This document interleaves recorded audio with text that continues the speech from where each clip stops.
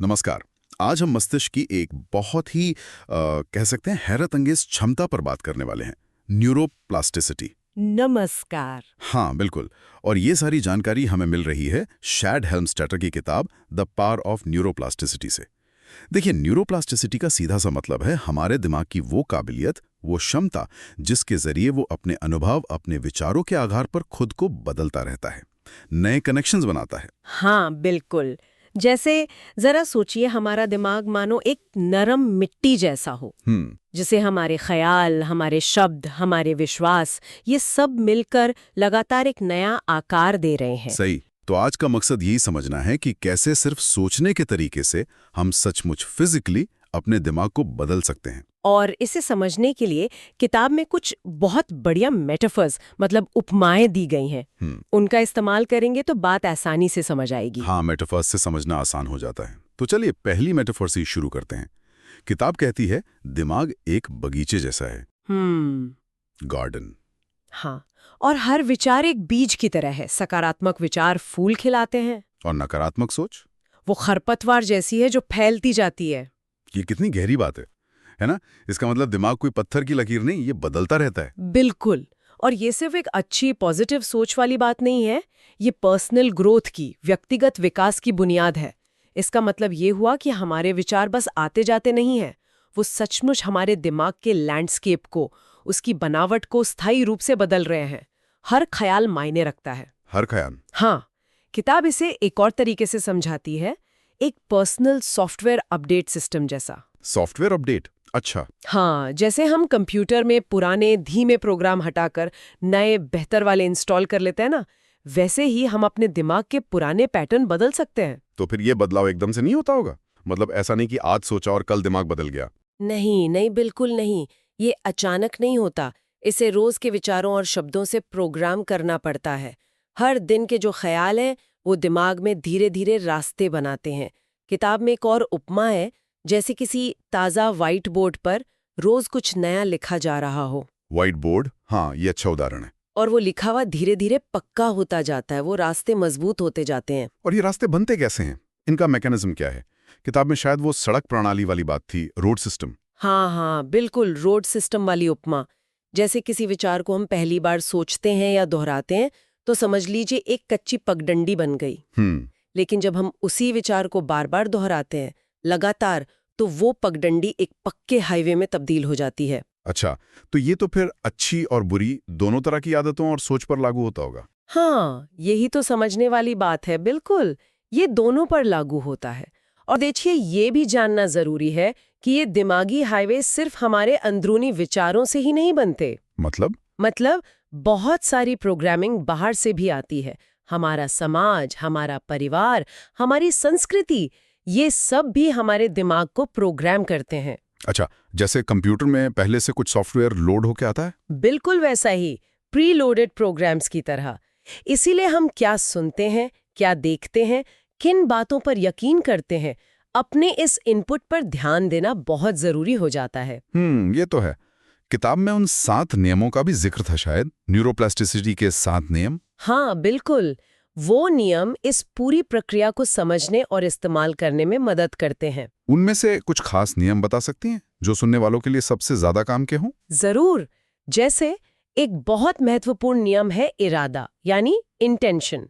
किताब कहती है दिमाग एक जीपीएस जैसा है। जीपीएस? ओके। हाँ, उसे काम करने के लिए, बदलने के लिए एक साफ मंजिल चाहिए। बिना मंजिल के जीपीएस क्या करेगा? तो इरादा साफ होना चाहिए कि बदलना क्या है। सही। और दूसरा है दोहराव, यानी रेपिटिशन।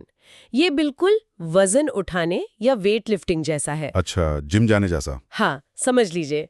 जैसे हर बार वजन उठाने से मांसपेशियां मजबूत होती हैं, वैसे ही हर बार किसी विचार या आदत को दोहराने से वो दिमागी रास्ता, वो हाईवे और पक्का होता जाता है। और तीसरा?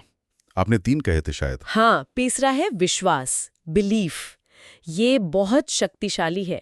किताब कहती है विश्वास एक आर्किटेक्ट की तरह है। आर्किटेक्ट? कैसे? वो हमारे दिमाग का ब्लूप्रिंट, यानी बुनियादी ढांचा तैयार करता है। सोचिए, अगर आर्किटेक्ट को ही यकीन ना हो कि एक मजबूत, शानदार इमारत बन सकती है, तो वो डिजाइन कैसे करेगा, वो नींव कैसे रखेगा? बात तो सही है। यकीन के बिना तो शुरुआत ही मुश्किल है। बिल्कुल। तो ये तीनों नियम, इरादा, दोहराव और विश्वास, दिखाते हैं कि सिर्फ सोचना काफी नहीं है। इरादे, अभ्यास और यकीन के साथ सोचना जरूरी है। और वो जो हमारे अंदर ही अंदर एक आवाज चलती रहती है, सेल्फ टॉक जिसे कहते हैं, उसका क्या रोल है इसमें?